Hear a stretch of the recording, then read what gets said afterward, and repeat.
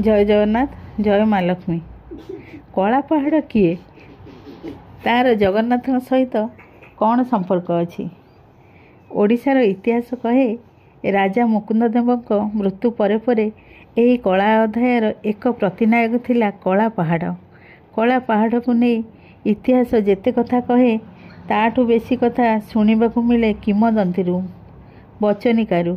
ओडिशार इतिहास रे कला पहाड़ नाम रे परिचित सेही व्यक्ति जनक प्रथमरु थिले जने ब्राह्मण।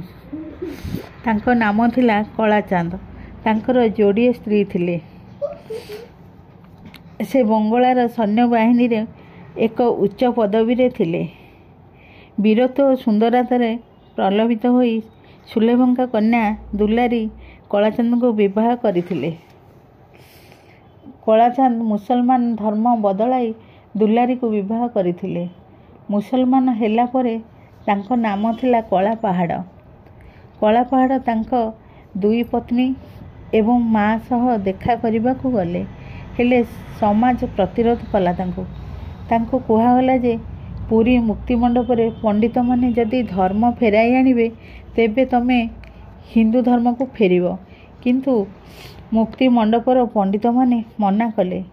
से पुणी थरे मुसलमान धर्म को फेरी आसिले।